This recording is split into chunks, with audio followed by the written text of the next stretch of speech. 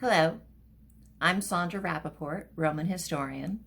Thank you for joining me this evening as we talk about the uniform of power, your personal propaganda, what you wear, and the power that it has. We're going to have a lovely time.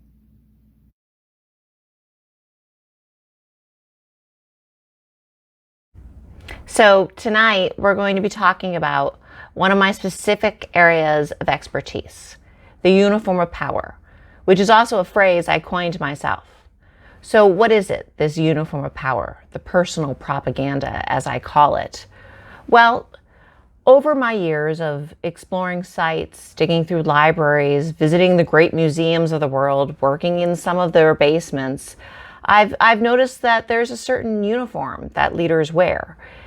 This changes over time and according to the local cultures and traditions, but there's always something similar about the imagery of the leaders, that they have a specific imagery, something that sets them apart as a leader, something that lets you know that this person is the boss. So what is this? What are the uses of a uniform of power still? The legitimacy and power through imagery. The same point that I keep hitting on from lecture to lecture is the concept of legitimacy and the power of imagery. Just like with coins, statues, architecture, what you wear also communicates leadership. Leadership is communicated via what you wear. Your imagery, what you build, and also what you wear. This tells people who you are and what you do. By having a theme by which each leader dresses, this can be legitimizing, especially for a long line, like the Catholic papacy or the monarchy in the United Kingdom. It can be consider the well-known liturgical headdress of the Pope, or Queen Elizabeth's crown, or the Nemes scarf of the pharaoh. The familiar imagery speaks to the people.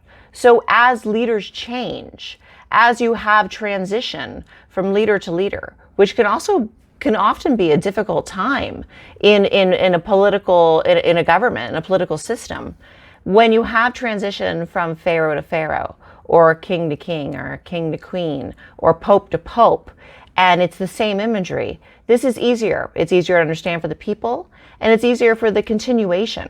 He who wears the hat has the job. So the continuation, and so how does this change over time? Over time, not every single leader looks like a medieval king. Not every single leader looks like a US president, and not every single leader looks like a pharaoh. So over time, this imagery has changed. So let's look at a few examples of the uniform of power throughout time, and also how each leader uses this imagery and the lessons of those before him, and how they build on this imagery of power up until the modern times. So we're going to begin at the beginning. We're going to begin at Egypt with the pharaohs.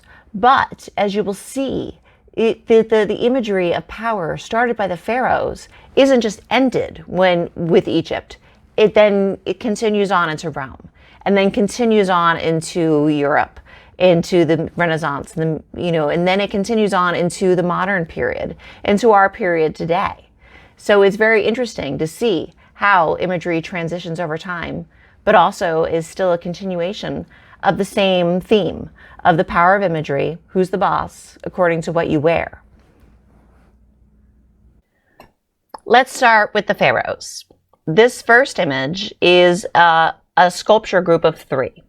In the center, you see the pharaoh, and on one side, you see the goddess Isis, and she is on his side supporting him. And on his other side, slightly shorter, is his wife. Now, this is the pharaoh Menkaure, who was one of the builders of one of the 3 pyramids that you see in the Giza plateau. Consider his outfit. What is he wearing? Look at his hat on his head. It is the headdress of the pharaoh. It isn't the double crown, but it is a pharaonic headdress. He is wearing the false beard that you see sticking out. And also he is wearing the typical kilt. Also, he has the stance of the pharaoh, standing straight, one foot stepping out in front of the other. This is a very typical stance, which you will see through all of art history. This shows that the pharaoh has the support of not only his wife and the family behind him, but also it shows the support of the goddess behind him as well. Because the pharaoh isn't just a king. He isn't just a monarch. He's also a god king as well. And you see this also in the next image as well, of the pharaoh Djoser. And this is carved out of some amazingly hard stone. It's 9 on the hardness scale, the same as sapphire actually. And it's a beautiful image. And you see his headdress here is the typical headdress of a pharaoh with the Nemes scarf and how it folds over his shoulders, almost giving one the appearance of a cobra-like appearance. But here's the pharaoh seated. But again, a very stiff, straight back, very strong presence he has, staring out, looking like a strong and intelligent king. The next image that we have is that of another pharaonic image. Again, this is painted, but this is the image of a pharaoh as well. And you can see the details of the traditional Nemes scarf that he's wearing. And also in the front, you would also see a cobra, which has been broken off here. And he's also wearing the false beard. This is a very typical image of a pharaoh. Then we also see Ramses the Great. Ramses the Great standing tall, lording over us all.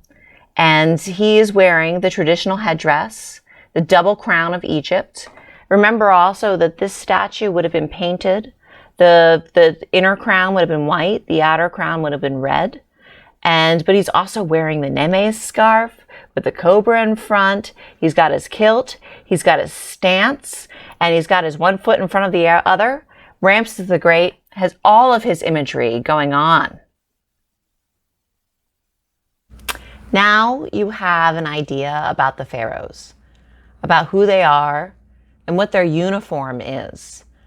And as they progress through time, this uniform remains the same.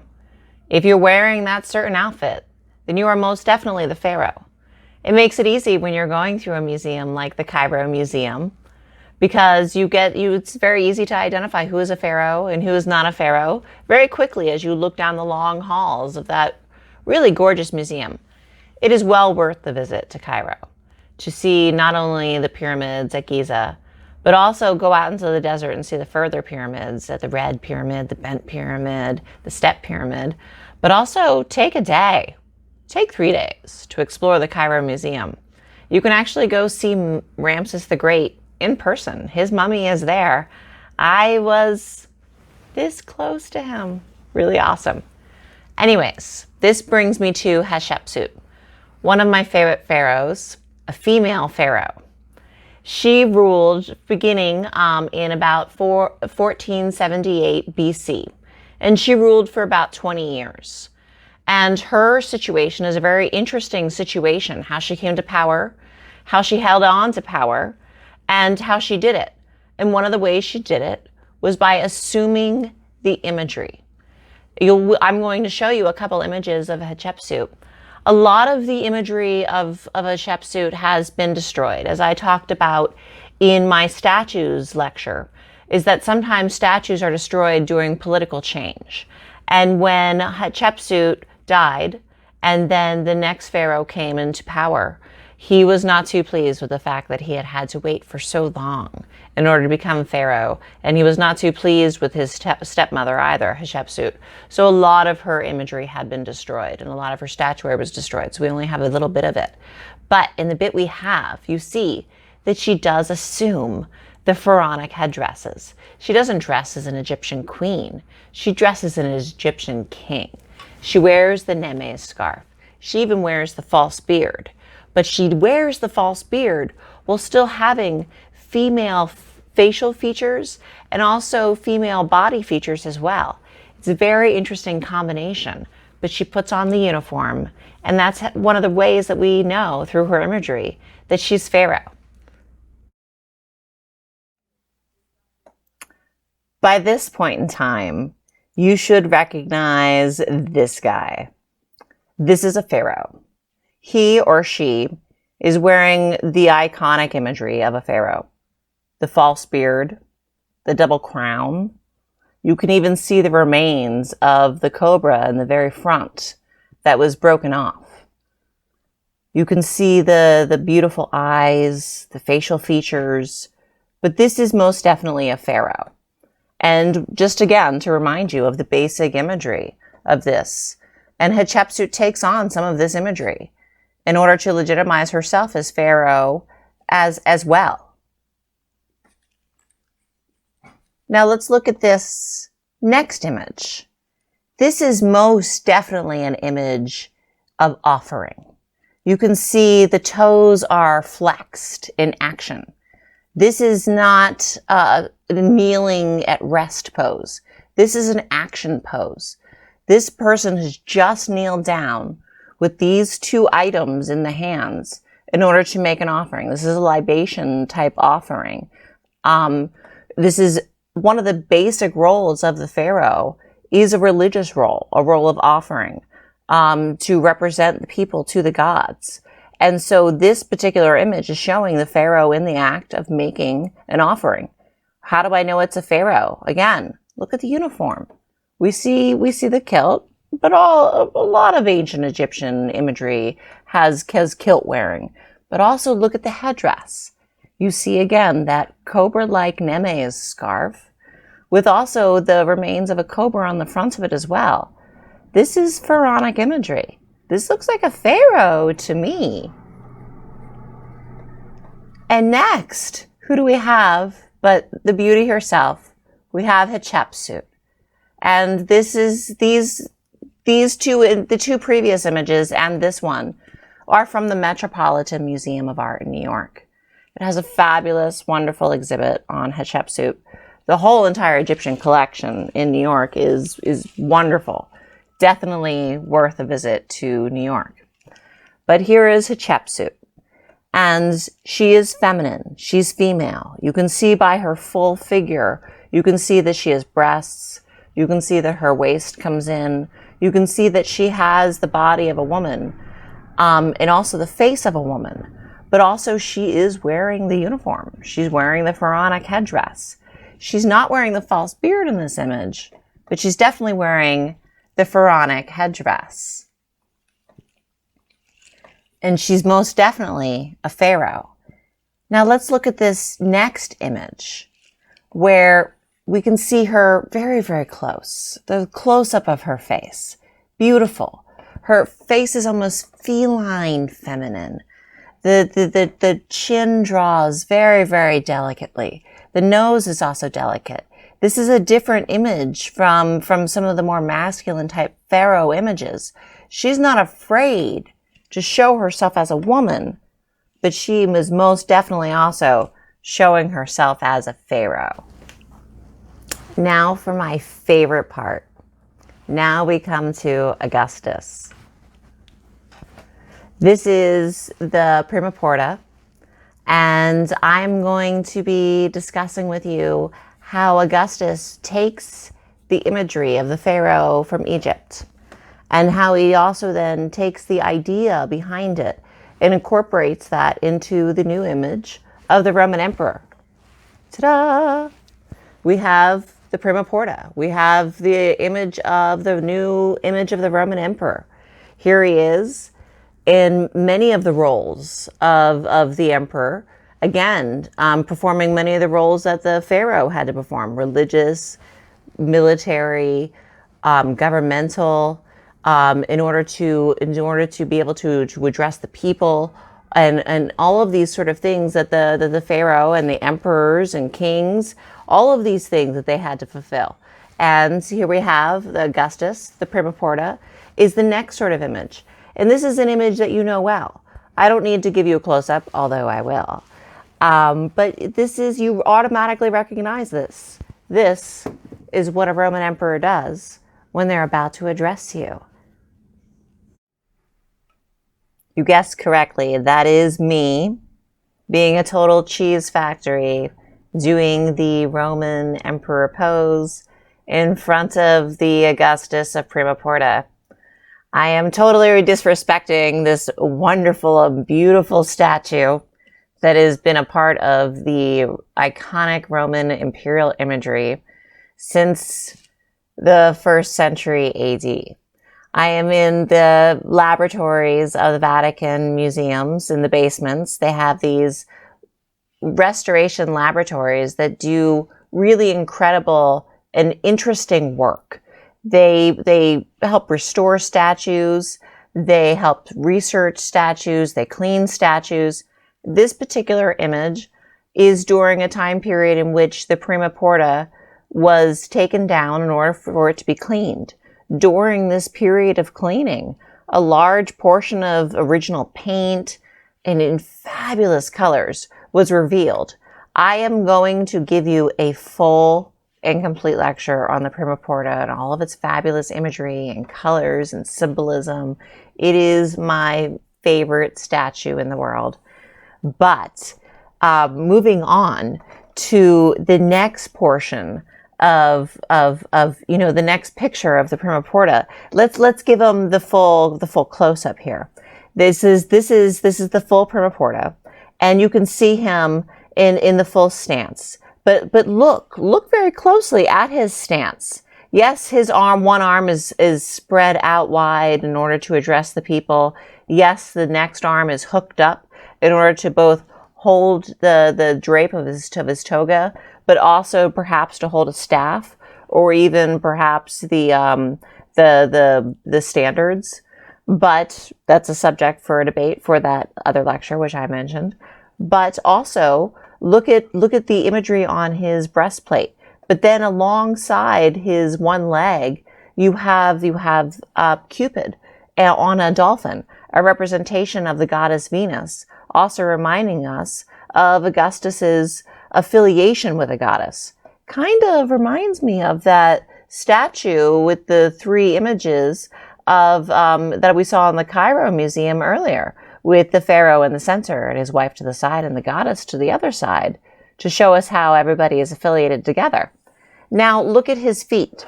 He doesn't have one foot in front of the other, but definitely that second foot is ready to take that step out in front. It is definitely part of that same type of image. And also, he is starting a new type of iconic imagery. Moving on, look at this one. This is the absolute close-up of the cuirass, which is the breastplate of his armor, which shows a very important scene to his own personal political propaganda, which we will go into at another time. But also the detail of the imagery.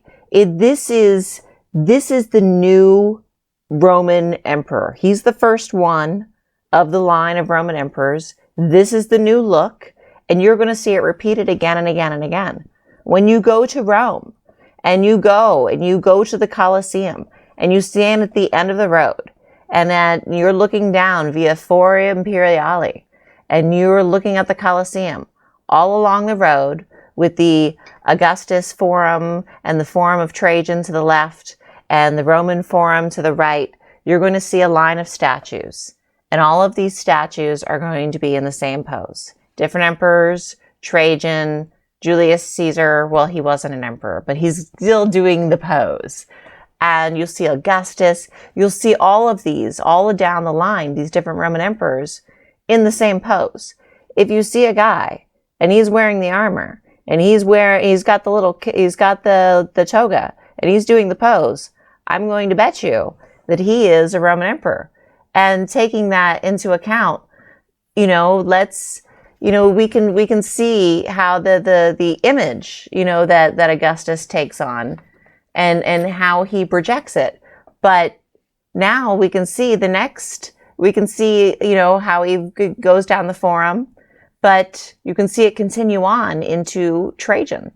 And this image is not from Rome. This image I took actually in London. I don't remember exactly why I made it black and white.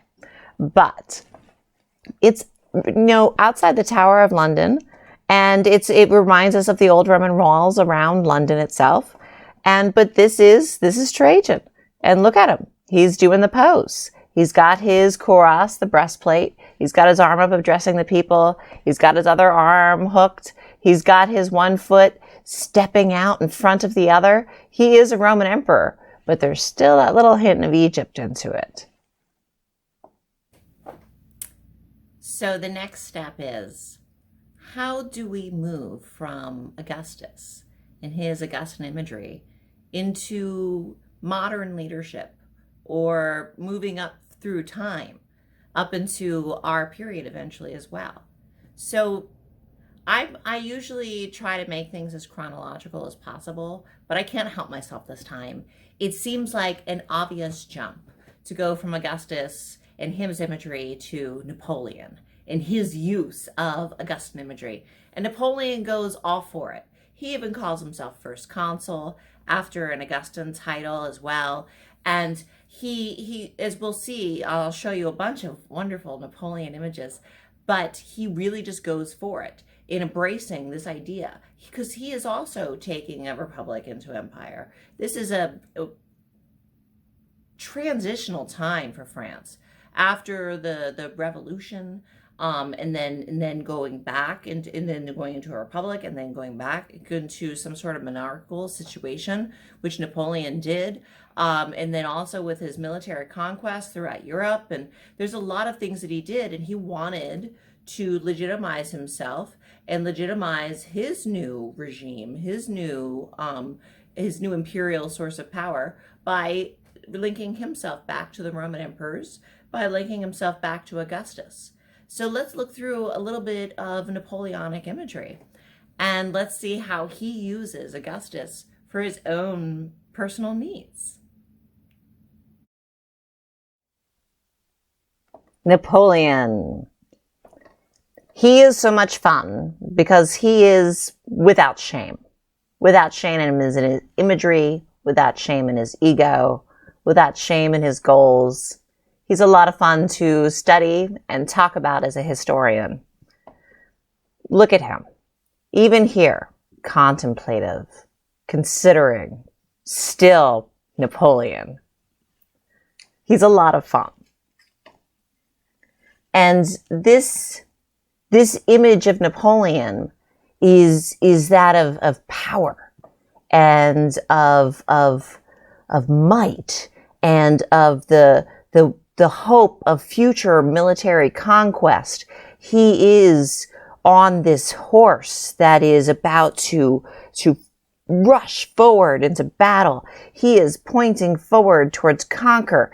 He is looking directly at the viewer, not afraid, not ashamed. Follow me to victory. Follow me to greatness. Follow me to a new empire. He is the imperial Napoleon. He is the emperor. He is the general. He is the conqueror. This is a wonderful image. The power of the imagery in this painting is fantastic. There is so much movement. There's so much power. His cape is flying. He is a man of action. He has a lot going on. He is not just standing one place about to address the people. He'll address you, but as he rides by on his horse, full steam ahead. Next, I love this one. When I was with Julian, when he was about 7 years old, we went to Washington, D.C., to the National Gallery, and we went actually to see a bronze exhibit that I discussed in the lecture last week. But I was so excited to see this wonderful Napoleon painting here. And Julian is doing the pose, of course. But if you look a little bit closer at the painting, you will see that this is another classic Napoleonic image. He is also, consider again, Augustus and also the pharaohs. Look at his feet, one foot in front of the other. He's taking that step forward. Also, he's got his arms are in a defined stance. The pharaohs were tight against their sides. The Roman emperors, one arm up in a dress, the other arm hooked. And Napoleon, famously with one arm tucked inside his jacket with his hand up against his stomach. We can discuss that at another time too. But he's looking also directly at the viewer. This is an image of a ruler, a leader, but he's also giving a little nod back to Rome. Not a little, actually, a big nod back to Rome when he is projecting himself in this particular image as first consul. Here's Napoleon the Emperor. Napoleon having just been crowned. Napoleon in his complete coronation regalia. He's got his two staffs. He's got all of his robes, the ermine, the red, and also look around his head. It's not the classic medieval or Renaissance style crown. He is actually wearing a golden laurel wreath around his head. He is also, once again, giving that nod back to Rome to legitimize himself, to legitimize his rule, and also to make him part of that ruling package. So in Rome, there's this fabulous little museum, the Museo Napoleonico, and it's right off the Tiber. It's beautiful. It's totally worth the visit. It's usually free, actually, as well. Julian and I drop by this museum every time we are in Rome, actually. It is one of our favorites. We both enjoy Napoleon. And here he is just recently, just a few months ago in Rome. And it's this beautiful little palazzo that has been filled with either an imagery of Napoleon or his family or those associated with him. And it's just a wonderful way to explore how this imagery is used, not only by himself, by his family, and those who are influenced by him as well.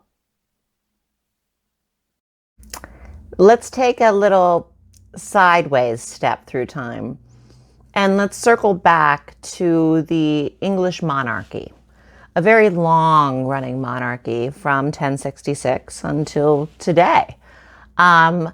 So let's see how Augustan imagery and even the Egyptian influence from Augustan imagery has then moved on. We saw how it moved on through Napoleon, but let's see how it moves on through a traditional monarchy that we're familiar with from England, from the UK. So in the medieval period and the Renaissance period, kings took on a defined look. They had the defined crown. They had the robes that you saw Napoleon wearing as well. But there's a certain set of images that they would wear in order to signify themselves as the ruler and as the king. There's a certain uniform that then evolved from the Roman period through the Dark Ages into now into the late medieval, early Renaissance. And let's see how it progresses through as we see the image change from a ruler that is semi-democratic into one that is a complete monarch. And I think it would be fun to start with Richard II. He is the first king to portray himself face forward. And let's move on from there. Look at Richard II of England. Looking straight at you, full-faced. He is the very picture of the king. Orb in one hand, the scepter in the other, the very pronounced crown on his head. He's wearing the ermine and the red, and he's seated in the very familiar throne. This is the image of a king of the medieval period. And Richard II is trying his very best to project himself as a ruling king. He's a very interesting situation because he succeeded to the throne when he was just 10 years old. And he ruled from 1377 until 1399, a decent period of time. And while he was ruling, he was a very young man this entire time period. And he was in his mid-30s by the time he died. But he is trying his very best to project an image of a king. And why would he put forth so much effort into putting this into this imagery? Again, legitimization and the power of imagery. He succeeded to the throne when he was 10 years old. He has a lot to prove. He has a lot to show the world about what kind of ruler he is, and the fact that he is a ruler and he is in charge. Being a child king with a regent or a ruling group that assists you is difficult to transition out of, from being a child king into being a king in your own right. Those who are helping you rule have power, and they generally don't want to give it up. So this sort of imagery helps him show himself as a king. However, Richard II was not that successful at maintaining his kingship as he was deposed in 1399, and he died shortly thereafter in 1400.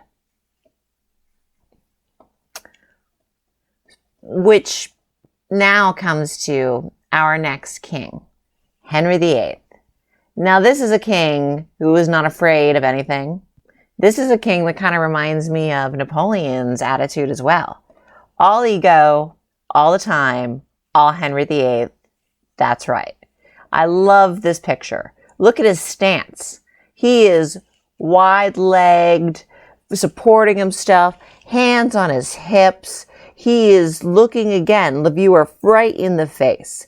This is not one step forward type of thing. Henry VIII doesn't need to do that. He does his own thing. And he is completely and totally asserting himself as king. Check me out.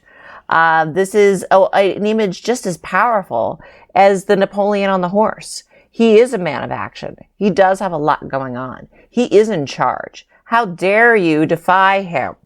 This is another image of a king.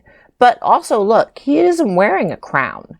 He isn't holding the staff or the orb. He isn't wearing the ermine or any of this.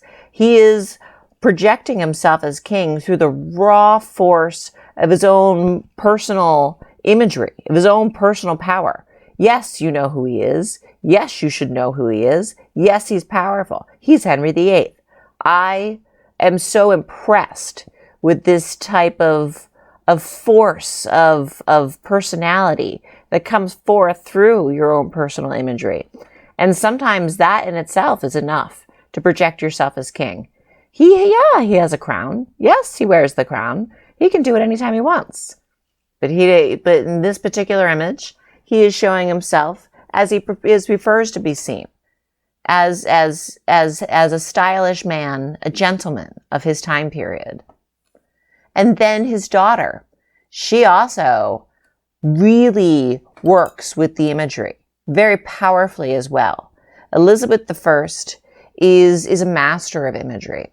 She is also in need of legitimization.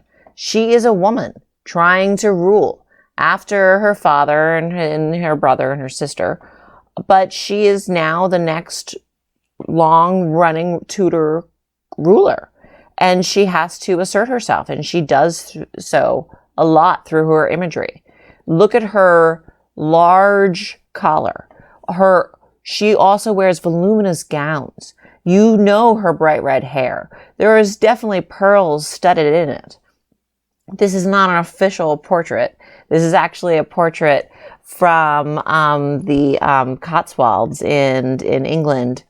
And I was out and about and I saw it and I thought it was lovely. And it was the ideal image of Elizabeth I, the Queen. And it's iconic.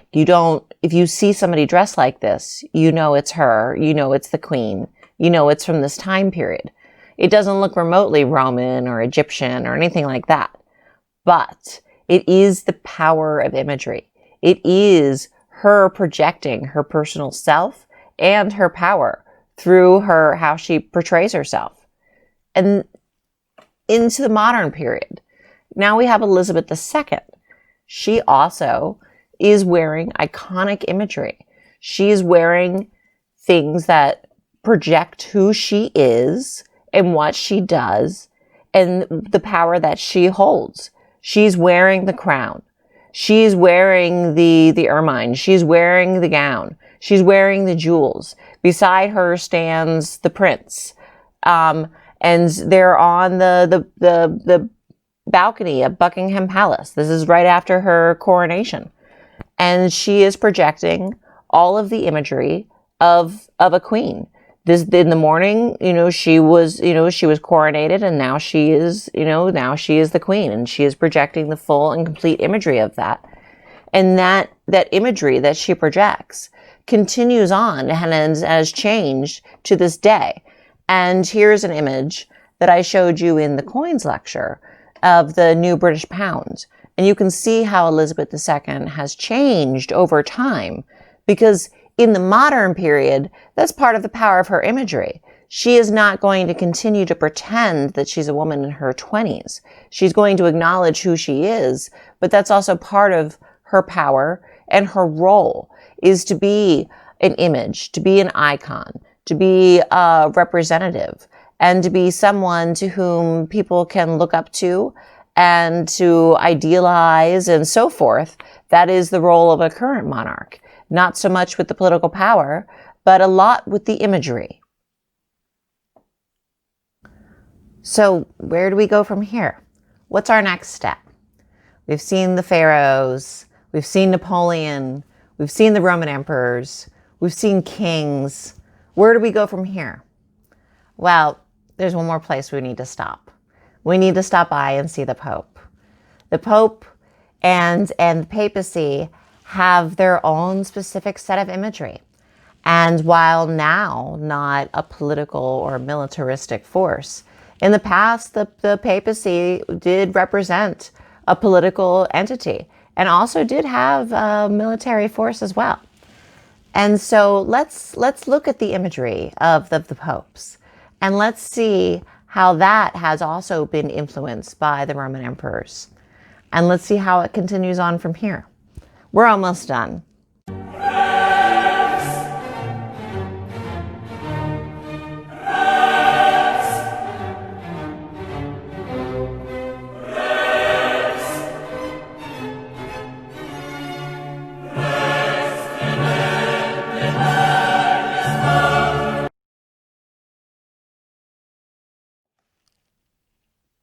As you know, the Catholic Church has been around since the 1st century AD, during the time period of the Roman emperors. And so there was a time period when they did exist side by side, the very beginnings of the Christian Church and the Roman Empire, first at odds and then jointly. And so they have had 2,000 years to really perfect their uniform of power. And it is very impressive. The medieval popes, the modern popes, Renaissance popes, even the early popes, they have this imagery of power, this imagery in which you recognize right away, this is most definitely the Pope. The images that I showed with just a few minutes before from the Capitoline Museum, these are powerful images of the popes reaching out, addressing the people in a common pose, and yet they're seated. But these are images not of subtlety. These are images of power and the expression of power and might, and also their own right to rule, and the power of the office, and also the uniform of power. When you're in the Capitoline Museum and you see these amazing statues, especially the Bernini, it's not necessary for you to know which pope it is, but you certainly do know that it is a pope. That is because of the uniform of power. So there's a lot of wonderful imagery that the popes have access to. And so from the medieval period, you see uses of the papal tiara and such. But then even into the modern period, we have images here of Pope Benedict, who's now the retired Pope. And he has fabulous, fabulous, tall hat with the intricate gold embroidery, and the other hat is also just gold and tall, and it with all of the jewels or details and such on it, that joined together with the robes and the drapery and all of the different insignia and the embroidery on that as well. And then you put him on this beautiful velvety chair that is extremely throne-like. It puts forth an image of power. And it is also a uniform of power. And yet he clearly has many, many hats at his disposal. It is very clear when he is wearing these different hats that he is most definitely the Pope. And each of these hats has subtle different meanings for different situations and different religious occasions and so forth, which we can go into at another time. But it still is the uniform of power for the Pope. You see this, you know him as the Pope. Even if you look into Pope Francis, he also does wear the tall Pope hats, as I call them, and he wears, for all of the different occasions. But most commonly, you see him, as Julie and I have seen him many times in Rome, on Sundays at noon. He will appear at his window and address the people, and he is wearing the white outfit, the typical white outfit, with the hat on top, the little yarmulke looking type hat. And what's interesting also is that the Pope wears white. He wears all white, accented with gold, accented with red, accented with green, accented with purple, depending on the different occasions. But he is the one that wears white when they're in their everyday dress. The Pope wears white. The cardinals wear red. Now they'll wear black with hints of red, but the cardinals wear red. And then going down to the priests, they wear black. And so what's great about the Catholic Church is that their uniform of power is set. You can look and see just from color sometimes who's who and what's what and who's in charge and so on and so forth. And he with the greater decoration is he with the greater office. He who is first his level is black and then red and then white, and is very easy to understand and interpret. And so I'm going to close out with a picture of the current Pope Francis. And I'm using this particular picture not because he is attempting to do the Augustus pose, the Roman emperor pose, but because I couldn't help myself. He's actually waving, but there is a lot of the Roman emperor, the Roman symbolism, the Egyptian type symbolism that is finally into the papal symbolism as well. And you can see this as it's not, right now the current Pope does not look a remotely ancient Roman or remotely Egyptian. But the fact that he has this specific imagery, the fact that he has a uniform of power, has roots all the way back in the ancient world. Thank you for joining me tonight as we explored the concept of the uniform of power and the concept of legitimacy and the power of imagery, and how that has evolved and changed over time. We started out looking at the Egyptian pharaohs, and then we went on and we looked at Augustus, the first Roman emperor, and how that defined imagery of leadership, not only through the Roman imperial period, but also up through Napoleon. And then we visited the English kings and European kings, and we looked at that sort of traditional type of imagery as well that identifies one as a king. And then by also looking at the papacy and the popes as well, we can see that the power of imagery and a set, defined imagery is important to a long-running power, a long-running leadership, like a monarchy, like a papacy. Now, looking at the modern period, a lot of you may be asking me, well, what about in the modern period? What is the power of imagery now? What is the uniform of power in the modern world? Well, the uniform of power, if you look at the halls of Congress or prime ministers or the US president or any of the world leaders today, they will dress according to their different cultures and the different civilizations. But in the Western world, the uniform of power is something very similar to what I may be wearing right now. The blazer, a nice pressed white shirt, pearls for a woman, of course, but then also for a man, again, a blazer, nice pressed shirt, tie. You know, if the current US president has an iconic red tie that he wears, that's part of his imagery of power. That's part of his uniform of power. And you see this also around the world, and different people have their different things. I really enjoyed Theresa May, the former Prime Minister of the UK, and her fabulous collection of shoes. Everybody's got their own take on it now. In the modern world, things are a little bit more flexible. We don't wear crowns. We don't wear iconic hats. We don't wear the ermine. But we do have ways of projecting who we are and what we do and what our job is.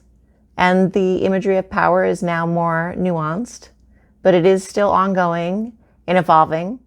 I'm really interested to see how it changes in the future. I'm really glad you joined me tonight. I hope you have a lovely evening.